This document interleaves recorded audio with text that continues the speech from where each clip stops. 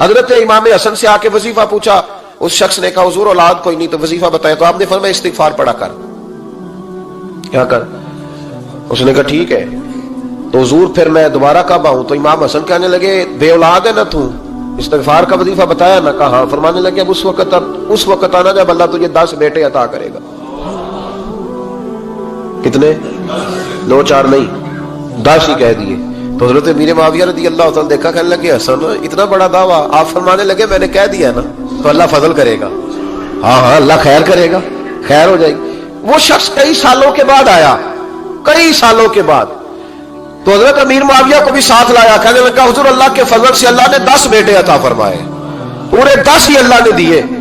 تو حضرت امیر معاویہ کہنے لگے جناب بات تو آپ کی سچی ہو گئی، پر مجھے بھی بتائیے وظیفہ کہاں سے لیا؟ فرمانے لگے قرآن پاک سے، سورہ نوح کی 10 11 12 آیت پڑھو۔ اللہ فرماتے ہیں تم استغفار پڑھو، میں تمہاری بیٹوں سے بھی مدد کروں گا، مالوں سے بھی مدد کروں گا۔ تو میں نے استغفار بتائی تھی، اور قرآن میرے اللہ کا ہے، رب کا وعدہ جھوٹا ہو سکتا؟ فرمایا 10 بیٹے ملنے تھے، میں نے کہہ جو دیا تھا۔ اور میرے بھائیوں یاد رکھیں، استغفار اللہ کی رحمت نازل کر۔ ایک ہوتا ہے خوف، ایک ہوتی ہے خشیت۔ خوف والے لوگ توبہ کرتے ہیں، خشیت والے استغفار کرتے ہیں۔ ایک ہوتا ہے خوف، ایک ہوتی ہے خشیت والے استغفار کرتے ہیں۔ نبی کریم علیہ السلام نے فرمایا میں دن میں 100 مرتبہ استغفار کرتا ہوں، دن میں۔ توبہ والا کہتا ہے کہ میں بھول گیا تھا، مجھے معافی مل جائے، اور خشیت والا کہتا ہے میرا یار ناراض نہ ہو جائے، وہ استغفار ہی کرتا رہتا ہے، وہ معافی مانگ۔ حضرت رومی نے مثال دی ہے، فرماتے ایک عورت تھی تو بھیک مانگا کرتی تھی، ایک دن بادشاہ کے دروازے پہ بھیک مانگنے گئی تو بادشاہ کو پسند آ گئی، اس نے نکاح کر لیا۔ 20 کنیزائیں اس بی بی کے پاس تھی خدمت کرنے کے لیے، روٹی دینے کے لیے، کپڑا دینے کے لیے، لیکن وہ ہر وقت روتی رہتی تھی، ہر وقت روتی۔ ایک سمجھدار کنیز کہنے لگی کہ ملکہ اب تیرا درجہ بہت بڑا ہے، تو ہر وقت روتی رہتی ہے، معافیاں ہی مانگتی رہتی ہے ہر وقت، کون سی ایسی نعمت ہے جو تیرے پاس نہیں؟ تو وہ کہنے لگی اس لیے تو روتی ہوں۔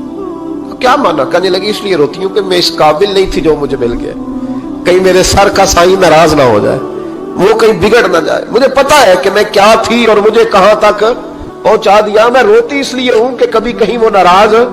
حضرت عمر اس لیے روتے تھے کہ کہیں مصطفیٰ ناراض نہ ہو جائے، حضرت ابو بکر اس لیے تڑپتے تھے کہ کہیں اللہ کا فضل روٹھ نہ جائے۔ یہ جو مولا علی اپنے کمرے میں بیٹھ کے زور زور سے استغفار پڑھتے تو اس لیے نہیں کہ بڑے پاپ تھے جن کی معاذ اللہ معافی مانگتے تھے، اس لیے کہ رب رسول کہیں ناراض نہ ہو۔ خشیت تھی کہ جہاں ہم پہنچے ہوئے کہیں وہاں سے واپس۔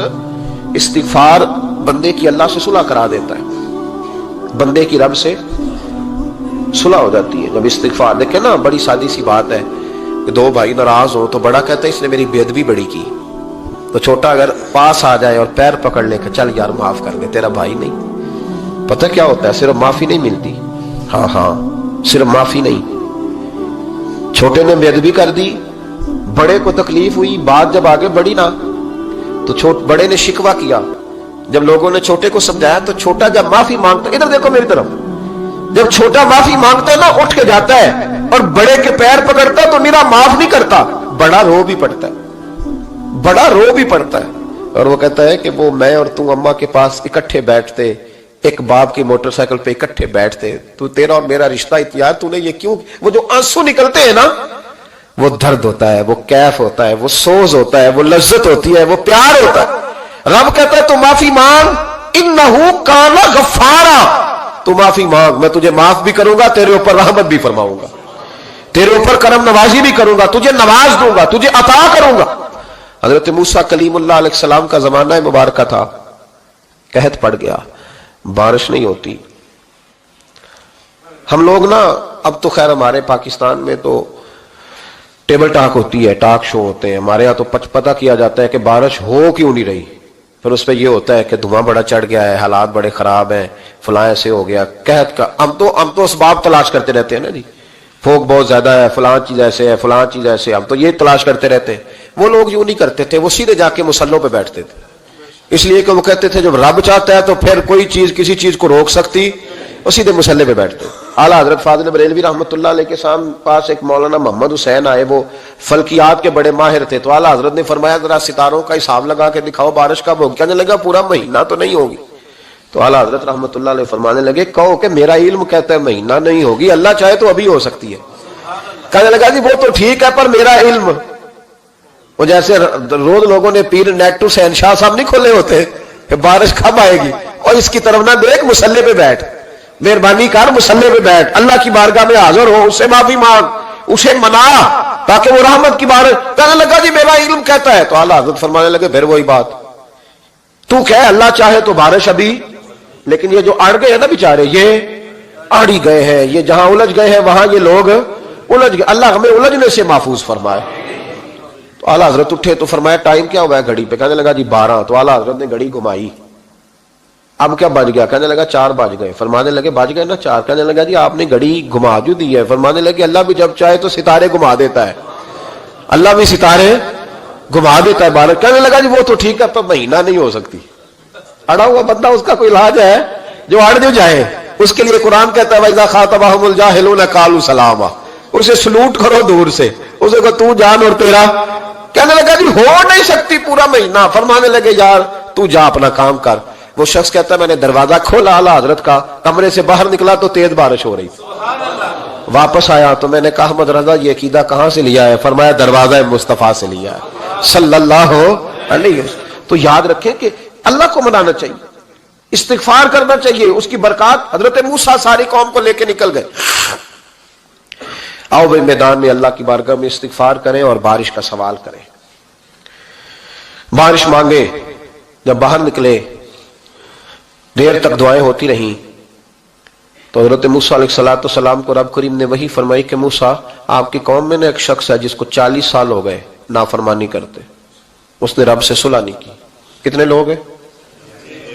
ایک، اور 40 سال سے وہ نافرمان ہے، اس کو مجمع سے نکال دو بارش ہو جائے گی۔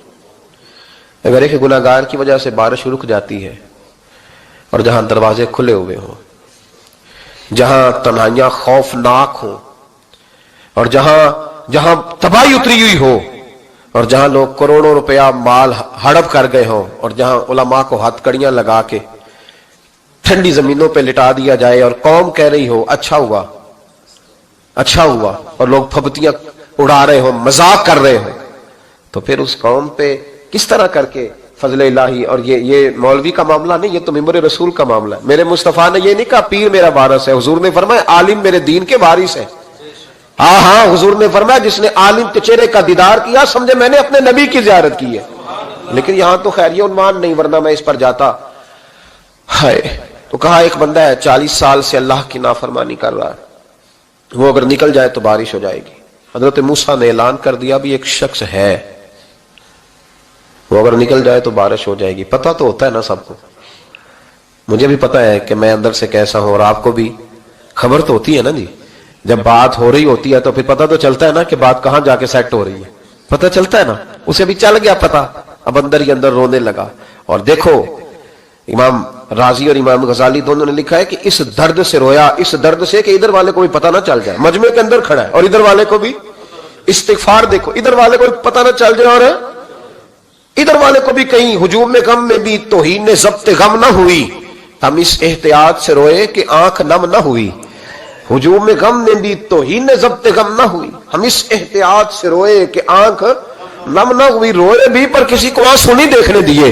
اب اس درد سے کہتا ہے اللہ تو تو معاف کرنے والا ہے نا، تو تو معاف کرتا ہے، پردہ پوشی کرتا ہے، اور مالک اگر لوگوں کو پتہ چل گیا تو میرے تو بچوں کا بھی جینا حرام کر دے گا، یا اللہ میری تو آنے والی نسل بھی تڑپ کے وقت گزارے گی۔ مالک تو معاف کر دیا کرتا ہے، لوگ نہیں معاف کرتے، اے اللہ یہ میری خوبیاں بھول جائیں گے، میری خامیوں پر بات، مالک میں یہ ذلت نہیں برداشت کر سکتا، فضل فرما۔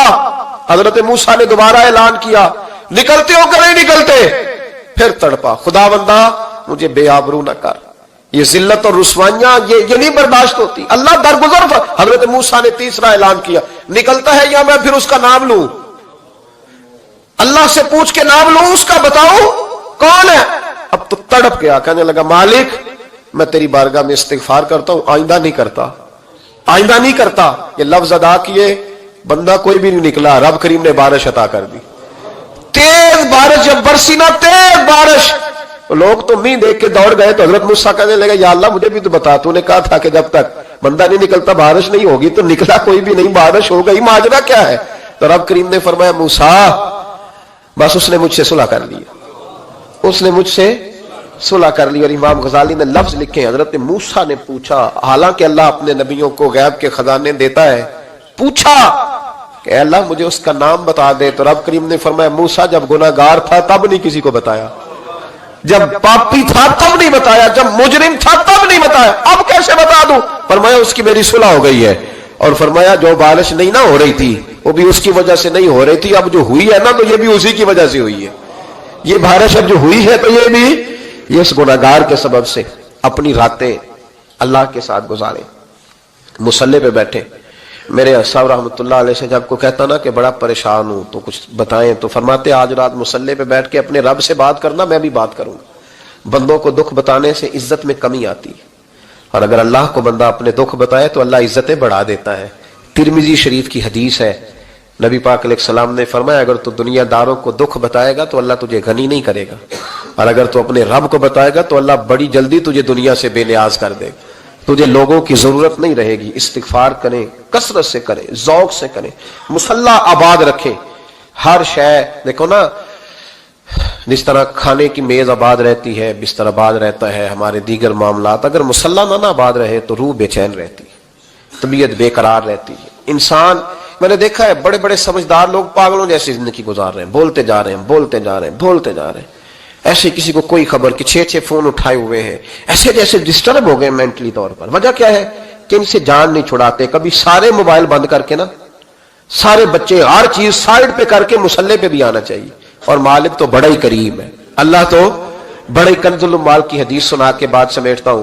نبی پاک صلی اللہ تعالی وسلم فرماتے ایک شخص تھا بنی اسرائیل میں, بڑا مالدار تھا, تو پھر اس پہ غربت آ گئی. جب غربت آئی تو رو پڑا, کہنے لگا اے اللہ میں غریب ہو گیا ہوں, میری مدد فرما, میں نے بڑی نافرمانی کی ہے تیری. مالدار جب تھا تو بڑی موج کر, یا اللہ میں نے بڑی اب نہیں کروں گا, مجھے اس غربت سے نکال. تو اللہ نے فرشتوں سے کہا کہ دے دو جو مانگتا ہے. تو فرشتے کہنے لگے یا اللہ یہ توبہ کر کے نہیں آیا, ڈر کے نہیں آیا, یہ تو الجھ گیا تب آیا ہے.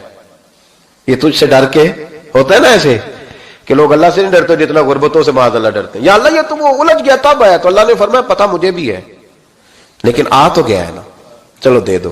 تو کہا یا اللہ اگر دے دیا تو دوبارہ نہیں آئے گا. فرمایا اس کا بھی مجھے پتا ہے, تم دے دو. اسے دے دیا. جب دولت مل گئی نا تو کہنے لگا اوہو وہ تو میں نے اس طریقہ سے استعمال کیا اس لیے کامیاب ہو گیا. پھر کچھ وقت گزرا تو پھر الجھ گیا, پھر قرضے چڑھ گئے, پھر سارے علاج کر, کہنے لگا یا اللہ اب نہیں کرتا, اب معاف کر دے. 70 دفعہ توبہ کی اور 70 دفعہ توڑی. حبیب کریم فرماتے ایک دن بستر پہ تھا, آسانی تھی, 70 دفعہ فرشتوں نے کہا یا اللہ یہ جھوٹا ہے, جھوٹ بولتا ہے, یہ تو غربت ہے, یہ تو تیری بارگاہ میں آیا ورنہ کبھی نہ آتا, بیمار ہوا ہے تو آیا, اس کا تو بچہ بیمار ہوا ہے تو آیا, ورنہ کبھی نہ آتا. 70 دفعہ توبہ توڑی. ایک دن رات کو بستر پہ لیٹا تھا, دولتیں بھی تھی, آسانیاں بھی تھی, دل میں خیال آیا میں کتنا جھوٹا ہوں, جب الجھ جاتا ہوں تو اس کے دروازے پہ جاتا ہوں اور وہ کتنا کریم ہے, مجھے خالی نہیں لوٹاتا. تڑپ اٹھا, آنسو نکل گئے, اٹھ کے مصلی پہ کھڑا ہوا. تو رب کریم نے فرشتوں سے فرمایا کھول کے دیکھو دروازے, آج یہ غربت کی وجہ سے نہیں آیا, آج میرا بن کے آیا ہے. تو یا اللہ پہلے تو دولت دیتا تھا, آج کیا دے گا؟ تو محبوب فرماتے اللہ فرماتے ہم نے اسے بغیر حساب کتاب جنت عطا کروں گا. استغفار کریں, اس کے حضور حاضری دیں. جس طرح سارا کچھ چھوڑ چھاڑ کے لوگ کہتے ہیں کہ 1 مہینہ میں نے کسی سیاحتی مقام پہ رہنا ہے, میں نے اب کسی ٹھنڈے علاقے میں چلے جانا ہے, برف باری دیکھنی ہے, سیر کرنی ہے, 10 دن کی چھٹیاں وہاں گزارنی ہے, چلو 7 چھٹیاں وہاں گزار لو, 3 دن اپنے اللہ کے ساتھ گزارو, روزے رکھو, دن کو رات کو قرآن شریف پڑھو, تلاوت, کچھ وقت دو اللہ کے ساتھ حضور پر درود و سلام بھیجنے کے لیے, نبی پاک کی نعت کے لیے, اذکار کے لیے, بزرگوں کے لیے. پھر دیکھنا اللہ روح کو کتنا سکون دیتا ہے. آخر دعوانا الحمدللہ رب العالمین.